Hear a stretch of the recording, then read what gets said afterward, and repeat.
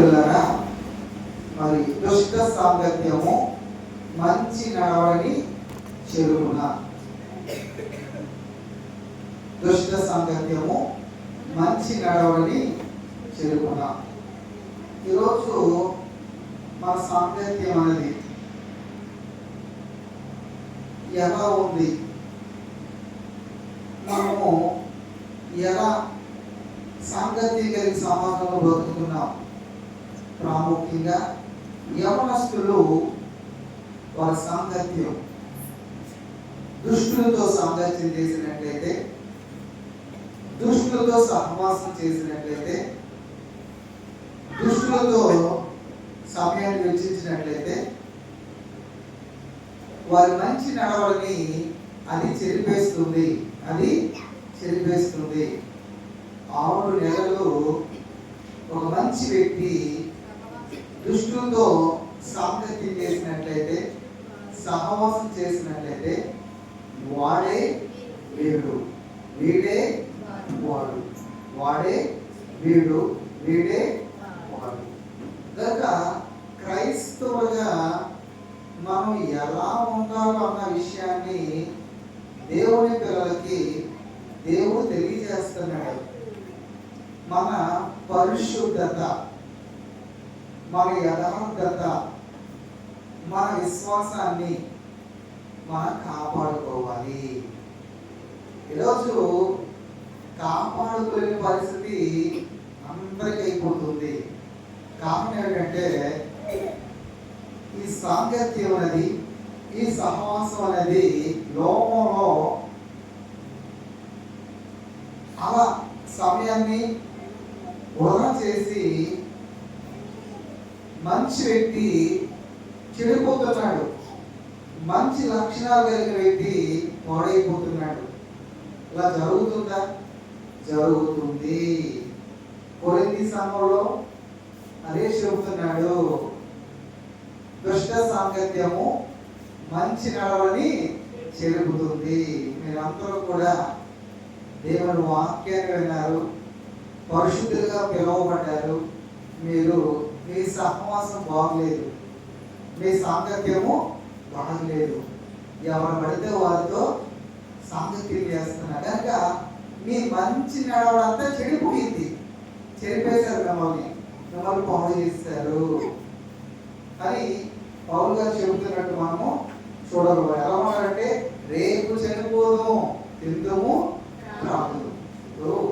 ఈ దుష్టులు ఎలా ఉంటారంటే, లోకంలో ఎలా ఉంటారంటే, లేదా క్రైస్తవు యేసుని ఎరగని వారు ఎలా ఉంటారంటే, భక్తిహీనులు ఎలా ఉంటారంటే, తినడానికి తాగడానికి దేనికి ప్రాధాన్యత ఇస్తారు? తినడానికి తాగడానికి. రేపు చచ్చిపోతాం, ఇప్పుడే ఎంజాయ్ చేయాలి, ఇప్పుడే సంతోషించాలి, ఇప్పుడే మనకి నచ్చినట్టు తిరగాలి, మనకి నచ్చినట్టు ఏది ఇష్టపడతామో దాన్ని అనుభవించాలి. దుష్ట సాంగత్యం కదా. రేపు చనిపోతాం అంటే భవిష్యత్తు గురించి అర్థం కాలేదా? అర్థం కాలేదు. క్రైస్తవులకు అర్థమవుతుందా? క్రైస్తవులకు అర్థమవుతుంది. మనం నిత్యము నిరంతరం ఉంటాము, దేవునితో యుగ యుగాలు తరతరాలు ఉంటాము. అలా ఉండాలంటే మన పరిశుద్ధతను, మన పవిత్రతను, మన విశ్వాసాన్ని, మన యథార్థతను మనం కాపాడుకోవాలి. చాలా మంది ఇక్కడ ఒకసారి చూద్దాం. మొదటి కొరింథీయులకు రాసిన పత్రిక 15వ అధ్యాయంలో 33వ వచనం. మోసపోకుడి, మోసపోతున్నారు, మోసపోకుడి, దుష్ట సాంగత్యము మంచి నడవడిని అది చెరుపును.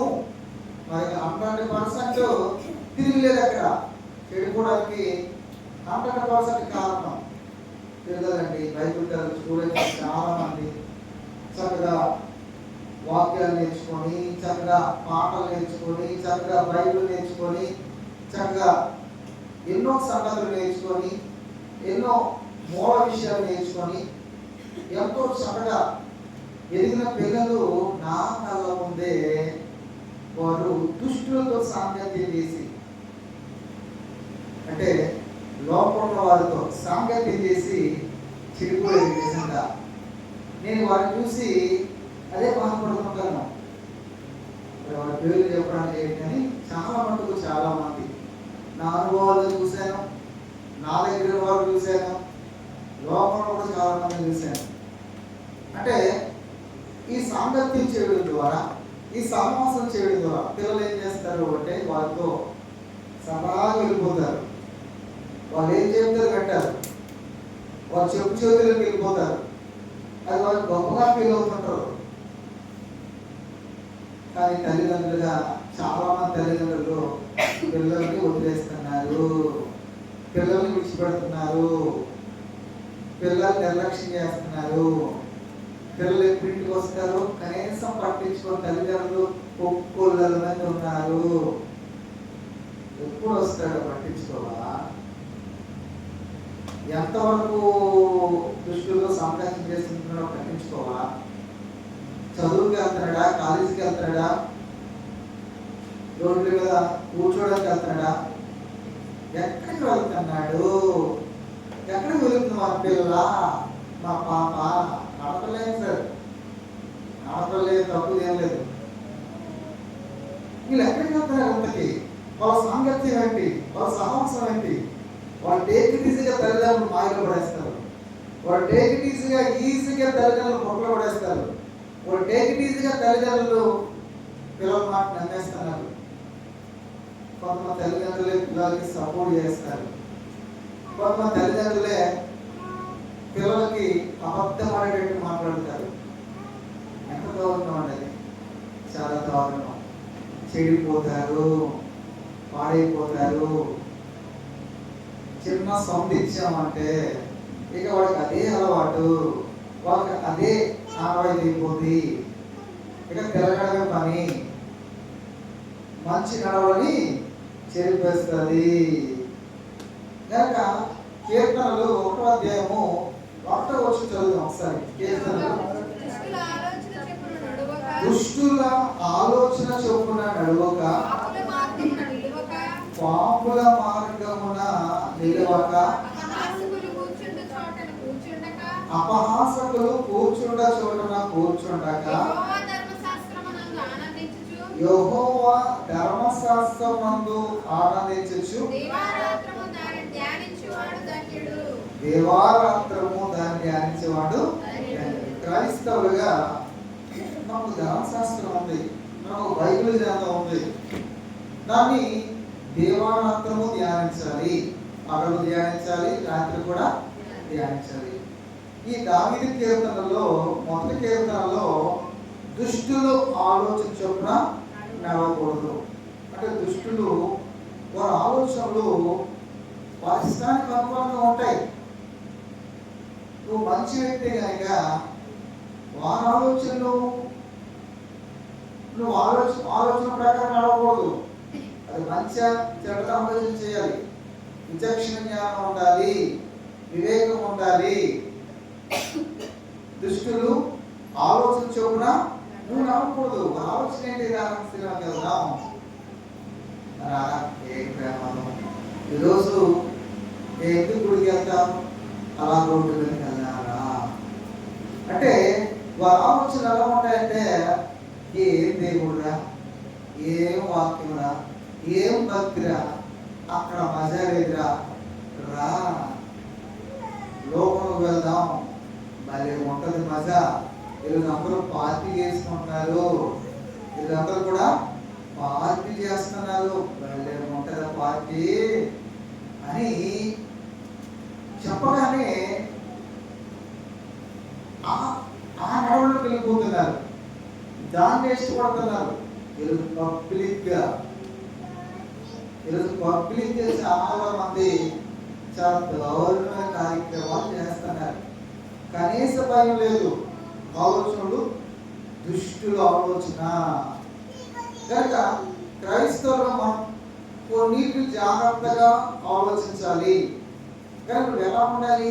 దుష్టుల ఆలోచన చొప్పున నడవకూడదు, పాపుల మార్గమున నిలవకూడదు. పాములు అందరూ ఒకసారి కూడుకుంటారండి. వాళ్ళందరూ ఒక గుంపు ఉంటుంది. వాళ్ళందరూ టైంకి వచ్చేస్తారు, అసలు కొడతారు అక్కడ. వాళ్ళందరూ కూడా అది పాములు గుంపు అండి. అది పేకట అంటామో, లేకపోతే అక్కడే ఏదో చెత్త కబుర్లు చెప్పుకోవడమో, లేదా అక్కడ మందు తాగడమో, లేదా అదొక పాములు గుంపు అంటుంది. నేను మంచి గుంపే కాబట్టి అంటే ఉద్యోగాలు చేసినట్టు అలా గుంపు అది. టెన్షన్కి వెళ్ళిపోతారు టైం కాకండి, ఫోన్ ఉన్నాయి కదా, టైంకి అందరూ వచ్చేయండి అని అనుకుని అందరూ ఒకరు కూడుకుపోతారు. అక్కడ ఏం జరుగుతుంది? అలా గుడికి వెళ్దామని ఎవరైనా ప్రేరేపిస్తాడా? ఏదో గుడికి వెళ్దాం, ఏదో ఒక మాట వెళ్దాం, ఏదో ఒక పాట పడదాం, ఒక వాక్యం చదువుదాం, ఒక వాక్యాన్ని విందాం, ఇది మంచి కార్యం ఇది. అలా లేదు. ఇప్పుడు వాళ్ళందరూ ఒకరికి వెళ్ళిపోతారట. పాపులో నిలబడి మార్గానికి వాళ్ళు ఉండకూడదు. పాపుల మార్గమున నిలువక అర్థమైపోవాలి, వెంటనే ఎస్కేప్ అయిపోవాలి వెంటనే అక్కడి నుంచి. మళ్ళీ అక్కడ ఉంటావేంటి నువ్వు? మళ్ళీ అక్కడ నువ్వు ఉంటావేంటి? అక్కడ అసలు కూడా నువ్వు అప్డేసుకుంటున్నావు. ఇప్పుడు ప్యాకెట్ ఆడుతున్నారండి. ప్యాకెట్ ఆడితే ప్యాకెట్ చూసి గోల్డ్ ఉంటారండి. పంటగ వెంట కోతాడు అవుతుందండి. కోతాడు దగ్గర కాస్తాం అని ఉందా? ఇక కొన్నామని ఒక ఉందా? ఈ కాస్తాం కొన్నాం అన్నోళ్ళు ఆ లోపల ఆడుతారు, బయట ఉన్న గోల్డ్ అంటారు. చూసిన వాళ్ళు అంటే డబ్బులు ఉంటాయి కదా, ఇడ్లీ జగంటే అందరి దగ్గర డబ్బల్లా ఒక దగ్గరికి వచ్చేస్తుంది. ఆ కాగితాలు కనపడుతుంటాయి. అంటే అదొక మనం చూసి ఎంజాయ్ చేస్తారు. ఇక్కడ వాళ్ళకి ఏం గుర్తుపడుతుంది? మొదట కాపరాదు, అది చూస్తారు. అన్ని డబ్బులు వస్తాయా, అది నాకు వస్తే ఎలా ఉంటుంది? అప్పుడు పవర్లా తీస్తారు, జేబులో 10 రూపాయలు, కాసాం 10 రూపాయలు అంటాడు. అప్పుడు కొన్నాం 10 రూపాయలు అంటాడు. 10కి 10 కాసాం వచ్చింది. ఇప్పుడు అలా నేర్చుకుంటాడు. కనుక పాపుల మార్గం నిలవకూడదు. అలాగే అపహాస్యులు కూర్చుని చోటున కూర్చోకూడదు. అలాగే అక్కడ నిలబడదు అన్నాడు. అంటే నువ్వు ఏకీభవిస్తున్నావు. పోలీసులు వచ్చారనుకోండి, ఏం చేస్తారు? అక్కడ ఎవరెవరు ఉన్నాడో పిలిపి పట్టుకొని అందరూ తీసుకెళ్ళి జీపులు తోస్తారు. నేను ఎక్కడండి, నేను నిలబడ్డానండి అంటే కుదరదు. నువ్వు కూడా అందులో పాలిభాగస్తుడు. కనుక అలాగన దేవుడు చెప్తున్నాడు, పాపుల మార్గం అసలు నిలవకూడదు. అక్కడ వెంటనే ఎస్కేప్ అయిపోవాలి. దేవుడి పిల్లలు ఎస్కేప్ అవుతారు. అందుకే దుష్టుల సాంగత్యము మంచి నడవని చెరిపేస్తుందా? నువ్వు మంచివాడివే, నువ్వు మంచిదానివే, నువ్వు అవి ఎందుకు ఉన్నావు కాబట్టినే నీ మనసు చెడిపోయింది. నువ్వు చేయాలనుకున్నావు. అంత అవసరం కదా. నేను ఒక ప్యాకేజ్ ఎలా ఉంటుంది? ఒకసారి టెస్ట్ చేద్దాం, ఒకసారి చూద్దాం, మధ్య ఉంటాక భలే ఉంటాక అని ఇప్పుడు అలాగే అలవాటు పడుకునేవారే కదా.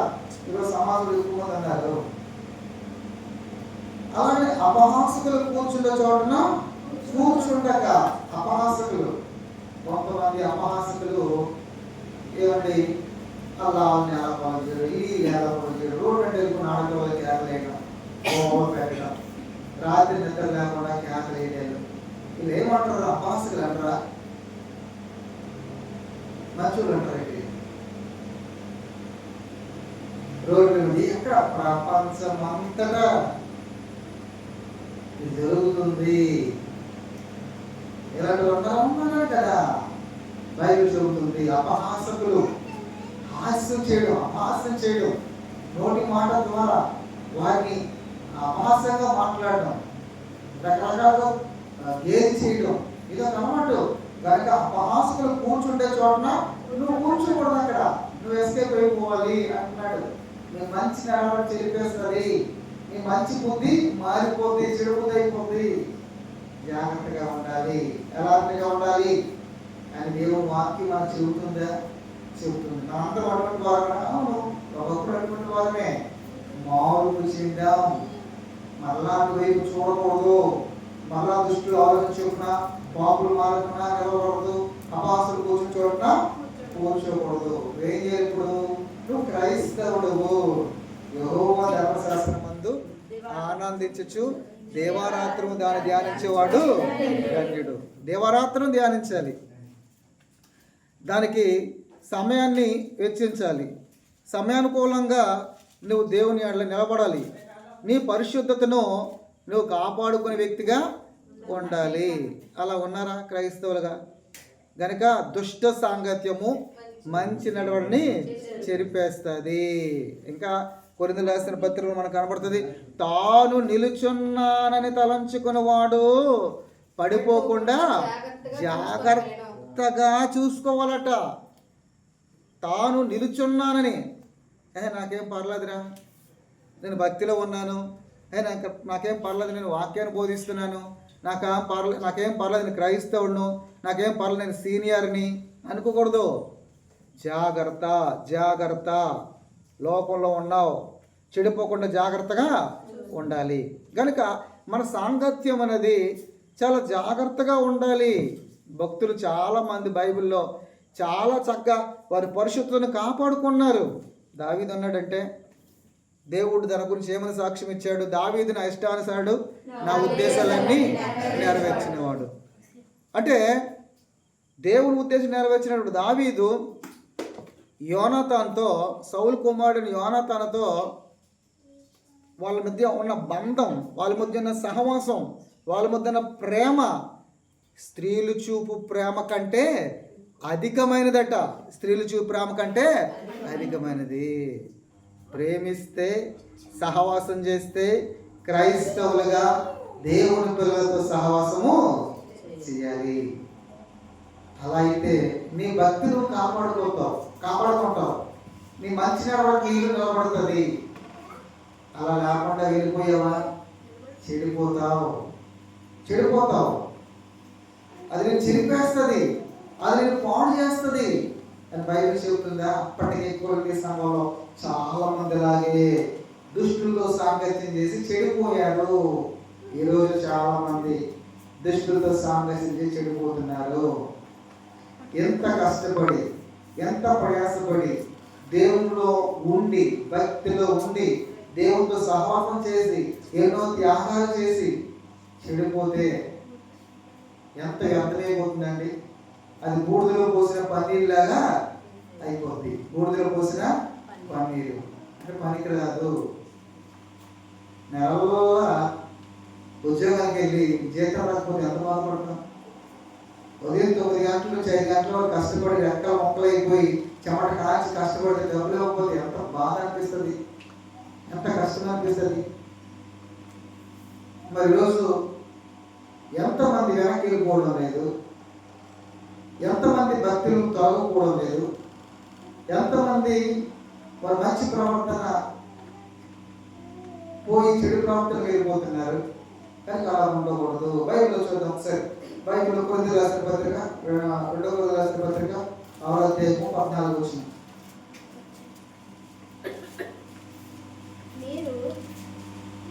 మీరు అవిశ్వాసులతో జోడుగా ఉండకుడి, నీతికి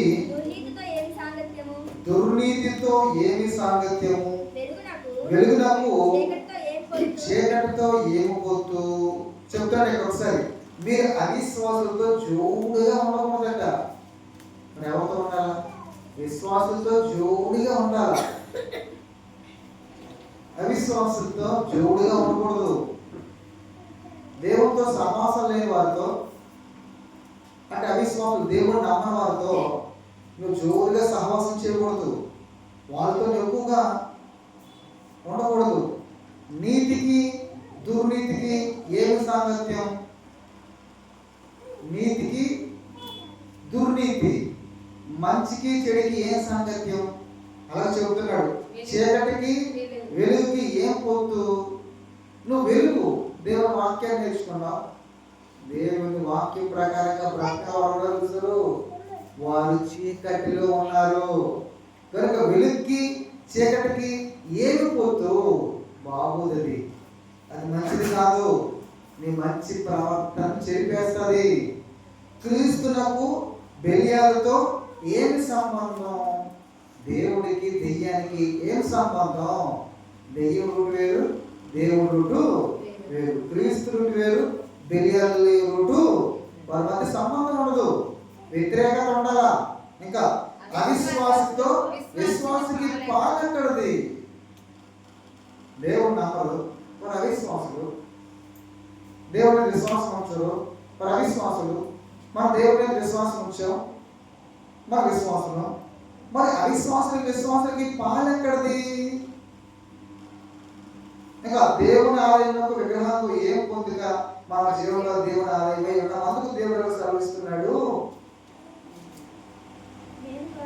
అంటే ఎందుకు అని చెప్పుకుంటూ వస్తున్నాడంటే మీలో నేనుండాలి, మీలో నేనుండాలి, మీకు నేను దేవుడును, మీలో నేను నివసించాలి, అపవాది మీలో ఉండకూడదు, వాడి చేసిన మీలో ఉండకూడదు, నేను మీకు తండ్రిని, మీరు నా కుమారుడు ఉండాలి అని దేవుడు చెబుతున్నాడు అని ఇక్కడ చెప్పడం జరుగుతుంది. అంటే ఇప్పుడు శేఖంతో వెళుతూ మనం బుద్ధి చేస్తామనుకోండి, మన పరిస్థితి ఏమవుతుందండి? చెడిపోతాము. అప్పుడు దేవునికి స్థానం ఉండదు. నేను మీకు తండ్రిని, మీరు నాకు పిల్లలు. అలా ఉండకూడదు. మీరు దేవుని పిల్లలతోటే ఉండాలి, ఎక్కువగా దేవునితోనే సహవాసము ఉండాలి, దేవుని పిల్లలతో. అప్పుడు మన పరిశుద్ధులు కాపాడుకుంటాం, మన మంచి నిలబెట్టుకుంటాం, పడిపోకుండా నిలబడతాం. అలా లేకపోయామనుకోండి పడిపోతాం, జాగ్రత్త, పడిపోతాం జాగ్రత్త అన్నట్టు మనం చూడగలం. మరొక మాట ఒకసారి చూద్దాం. మరొక మాట మరి ఇక్కడ 2వ దశలోకి రాసిన పత్రిక 3వ అధ్యాయము, దశలోకి రాసిన 2వ పత్రిక 3వ అధ్యాయము 14-15 చూద్దాం. ఈ పత్రిక మూలముగా మేము చెప్పిన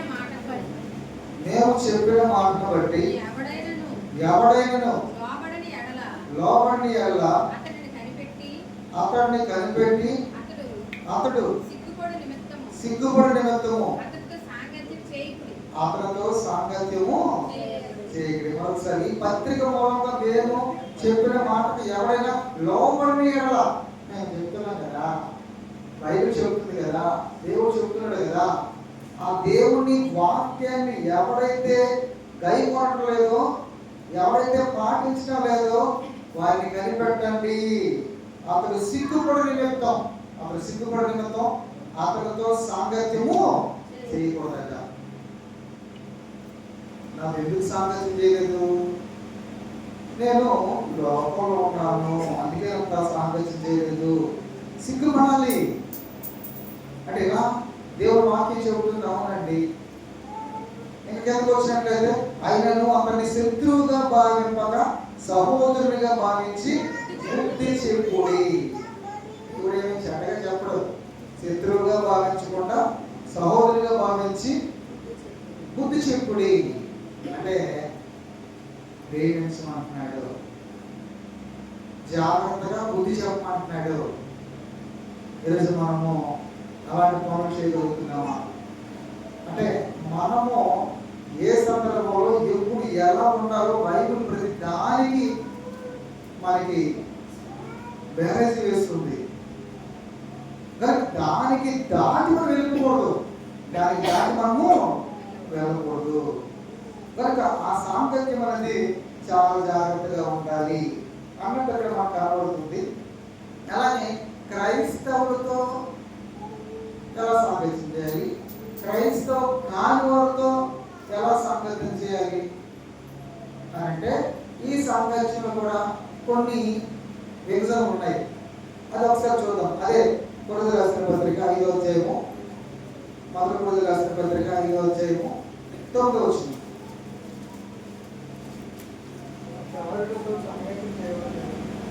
జారులతో సాంగత్యం చేయవద్దని నా పత్రికలో మీకు రాశాను అని అంటున్నాడు పౌలు గారు. కొరింథీ సంఘంలో చాలా మంది ఏమండి పాపం చేస్తూ, వ్యభిచారం చేస్తూ, జాగ్రత్తం చేస్తూ ఇలా జారులతో మీరు సాంగత్యం చేయవద్దని నా పత్రికలో మీకు రాశాను. అయితే ఈ లోకపు జారులతోనైనను, లోకులతోనైనను, దోచుకున్న వర్గలైనను, విగ్రహాలతోనైనను ఏ మాత్రము సాంగత్యము చేయవద్దని నేను చెప్పింది ఏంటంటే, ఈ లోకపు జారులతో నైనను అంటే లోపల ఉన్న జారులు, లోపల ఉన్న లోకులు అంటే దాని సంపాదించుకున్న డబ్బు తీసి పెట్టిన వాళ్ళు, అలాగే లోపల ఉన్న దోచుకున్న వాళ్ళు, లోపల విగ్రహాలు ఉన్నారు. ఏ మాత్రము సాంగత్యం చేయవద్దని కాదు, నేను వారితో సాంగత్యం చేయాలి. లోపల డబ్బు ఉన్నాడా, అవకాశం ఉంటే వారితో సాంగత్యం చేయాలి. లోపల జాబులు ఉన్నారా, వారితో సాంగత్యం చేయి. లోపల అలాగే విగ్రహాలు ఉన్నారా, వారితో సాంగత్యం చేయి. లోపల దోచుకున్న వారు ఉన్నారా, వారితో సాంగత్యము చేయవద్దని కాదు అన్నాడంటే చెయ్యి అని అర్థం. మరి ఎవరితో చేయాలి అంటున్నాడు, ఎవరితో చేయాలి అంటారు. అలాగైతే మీరు లోకంలో నుండి పోవలసి వచ్చింది కదా, అలాగైతే మీరు లోకంలో నుంచి పోవలసి వచ్చింది కదా. అంటే జారులతో సాంగత్యం చేయవద్దని చెప్పిన మాట పత్రికలో నేను చెప్పాను కదా. ఏ జారులతో? లోకపు జారులతో, అంటే క్రైస్తవేతరులతో, క్రైస్తవులు కాని వారితో, జారులతోనూ, లోకులతోనూ, విగ్రహాలతోనూ, దోచుకున్న వారితోనూ సాంగత్యము చేయవద్దని కాదు. అలాగే లోపల వచ్చినప్పుడు వేరైపోవాలి. ఇప్పుడు దేవుడు ఎవరిని ఆశ్రయించుకుంటున్నాడు? వాళ్ళకి తెలియదు కనుక వారు డబ్బు పెట్టింది, వాళ్ళకి తెలియదు కనుక వాళ్ళు దోచుకుంటున్నారు. లోపల వారికి తెలియదు కనుక వారు విగ్రహాలతో ఉన్నారు, వారికి తెలియదు కనుక వారు జాగ్రత్తతో ఉన్నారు. నీకు తెలుసు కదా, నువ్వు క్రైస్తవుడు కాదా, నీకు బైబిల్ తెలీదా, నీకెందుకు మరో జాగ్రత్త? నువ్వెందుకు దోచుకుంటున్నావు? నువ్వు విగ్రహాలను చేస్తున్నావు. క్రైస్తవులు అందరూ విగ్రహాలు చేయలేదు. అసలు విగ్రహాలు అంటే గోల్డ్ ఉన్నాయి. మన కనవకు మొహం పెట్టుకుంటే విగ్రహాలు మనం అనుకుంటున్నాం. కాదు, దాని టాపిక్ గోల్డ్. క్రైస్తవుల్లో డబ్బు నుంచి పెడతారు విగ్రహాలుగా. క్రైస్తవుల్లో ఉన్న వారితో ఇప్పుడైతే సహోదరుడు అనబడిన వాడు ఎవడైనా, ఇప్పుడైతే సహోదరుడు అనబడిన సహోదరుడు ఎవరు? క్రైస్తవుడు. సహోదరుడు ఎవరండి? క్రైస్తవుడు. ఇప్పుడైతే సహోదరుడు అనబడి వాడు ఎప్పుడైనా సరే, వాడు ఎంతటి వాడైనా సరే, వాడు ఎంత జ్ఞానైనా సరే, వాడు ఎంత గొప్పవాడైనా సరే, వాడు ఎంత పెద్దవాడైనా సరే, జారుడు కానీ, లోకుడు కానీ, విగ్రహాలు కానీ, తిట్టుకోదు కానీ, త్రాగుబోతు కానీ, దోచుకున్నవాడు కానీ అయ్యున్న ఎడలా ఎలా చెప్తున్నాడంటే, ఇప్పుడు సహోదరుడు, క్రైస్తవులు మన సహోదరులు. మనలో జారుడు కానీ, లోబు కానీ, విగ్రహాలు కానీ, తిట్టుకోత కానీ, త్రాగుబోత కానీ, దోచుకున్నవాడు కానీ అయ్యి ఉన్న ఎడలా అట్టి వారితో సాంగత్యం చేయకూడదు, భుజింపకూడదని మీకు వ్రాయిస్తున్నాను అంతా చెప్తున్నాడండి. సహోదరుడు అంటే క్రైస్తవుడు. ఇలాంటి బుద్ధులు ఉన్నాయే, అసలు ఇలాంటి వాడితో నువ్వు సాంగత్యం చేయకూడదు, అలాంటి వాడితో అసలు భుజింపకూడదు. వెలుగుల వారికి తీర్పు ఇచ్చిన నాకేలా? వెలుగుల వారికి దేవుడే తీర్పు తీర్చిన కానీ మీరు లోపల వారికి తీర్పు ఇచ్చేవారు కనుక ఆ దుర్మార్గుడిని మీలో నుండి వెలివేయండి అని అంటున్నాడు. కనుక దుష్ట సాంగత్యము మంచి నడవని చెరిపేస్తుందా అంటే చెరిపేస్తుంది. 100% కనుక మనం భవిష్యత్తులో మనం కాపాడుకునే వారిగా ఉన్నారు. చాలా మంది భక్తులేనండి, చాలా మంది సహోదరులు అనుకునేవారండి, చాలా మంది అండి చెడిపోవడానికి కారణం సహోదరులు అలాంటి వారు సహవాసం చేయడం ద్వారానే చెడిపోతున్నారట. కనుక వారితో సాంగత్యము చేయకూడదు, జాగ్రత్తగా ఉండాలి అని బైబిల్ మనకి సెలవిస్తుంది. మరొక మాట కీర్తన 26 కీర్తన 4-5 వచనాలు చూద్దాం, ముగించుకుందాం దయచేసి. కీర్తన 26 కీర్తన 4-5 వచనాలు. నీవు ఎవని ఎదుట మాటలను ఉచ్చరించితివి. 26 చదవమ్మా. 26:4 పనికి మాలిన వారితో నేను సాంగత్యము చేయను, వేషధారులతో పొందు చేయను, దుష్టుల సంఘము అసలునకు అసహ్యము, భక్తిహీనులతో నేను సాంగత్యం చేయను. ఎంత బాగుంటుంది. పనికి మాలిన వారితో నేను సాంగత్యము చేయను అంటే పనికి మాలిన వారితో సాంగత్యం, మా పనికి మాలిన వారు అయిపోతాము అనే కదా నేను అర్థం. అంటాడైనా నేను పనికి మాలిన వారికి సాంగత్యము చేయను, వేషధారులతో పొందు చేయను. కొంతమంది వేషధారులు బయటికి నటిస్తారు, భక్తి ఏముండదు, ప్రజలకు కోరుకుంటారు, కనబడాలని వారు భక్తి చేస్తారు.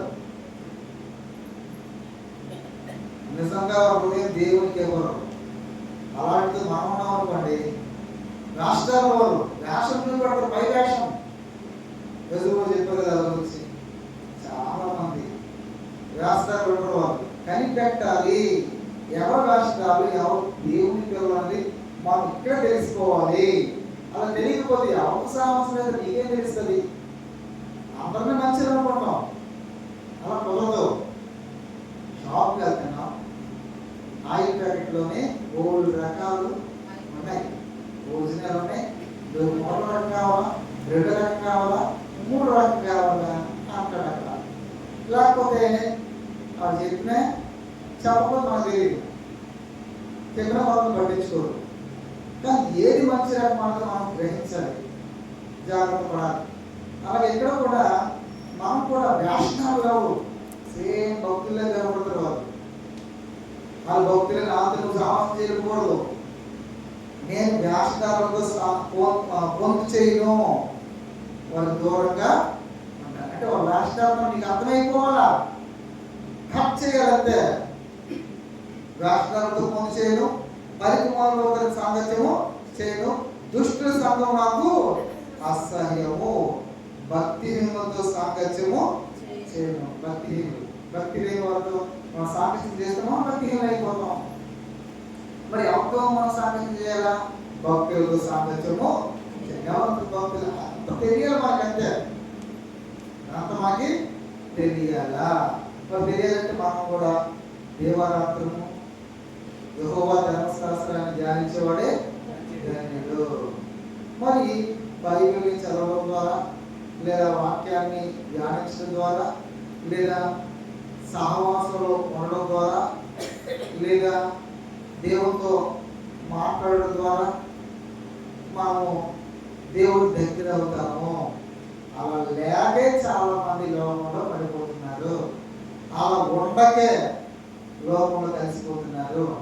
లోకంతో సాంగత్యం చేసి వారి మంచి ప్రవర్తనతో కూడా పాడైపోతుంది. ఎంతమంది పాడైపోతుంది? 3 మంది అంటే 30 మంది.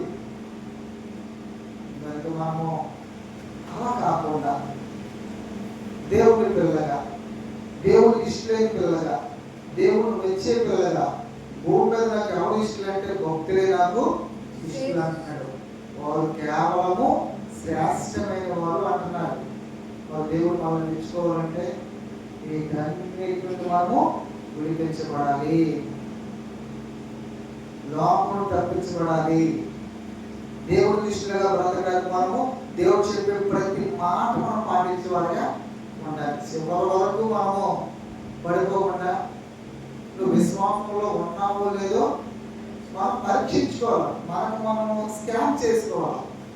జ్వరం వచ్చిందండి, హాస్పిటల్కి వెళ్ళామండి. ఏ జ్వరమో 2 జ్వరాలు ఉన్నాయి. మామూలు జ్వరాలు ఉన్నాయి, టైఫాయిడ్ జ్వరం ఉంది, మలేరియా జ్వరం ఉంది, డెంగ్యూ జ్వరం ఉంది, కోల్డ్ ఉంది, వైరల్ ఫీవర్ ఉంది, బ్లడ్ ఇన్ఫెక్షన్ ఉంది. ఇవన్నీ జ్వరాలే. ఏ జ్వరం తెలియాలంటే స్కాన్ చేయాలి. అందరూ విశ్వాసలే. ఏది దేవుని బైబిల్ ప్రకారంగా దేవుని చిత్త ప్రకారం విశ్వాసం ఉందో తెలియాలంటే బైబిల్ దగ్గర చేయాలి, బైబిల్ స్కాన్ చేయాలి. అప్పుడు మనము విశ్వాసంలో ఉన్నామో లేదో మాకు అర్థమవుతుంది. ఆ పరీక్ష లేదు మనకి. మనం ఏ జ్వరం తెలియాలంటే టెస్ట్ చేస్తాం. అలాగే దగ్గరికి వెళ్ళి నాయన బ్లడ్ తీసుకొని కొంచెం టెస్ట్ చేస్తాడు, జ్వరం వచ్చింది టెస్ట్ చేస్తాడు, డెంగ్యూ వచ్చింది నీకు అంటాడు. ఇప్పుడు మనం కూడా మన విశ్వాసం ఎలా ఉందో బైబిల్ దగ్గరికి వచ్చి టెస్ట్ చేసుకోవాలా. అప్పుడు మన విశ్వాసము బైబిల్ అనుకూలంగా ఉందో లేదో అవతలంలో మనకు అర్థమైపోతుంది. కనుక బైబిల్ అనుకూలంగా ఉన్నట్టు మన విశ్వాసం ఉంటే నిజంగా మన దృష్టి ఉంటాం.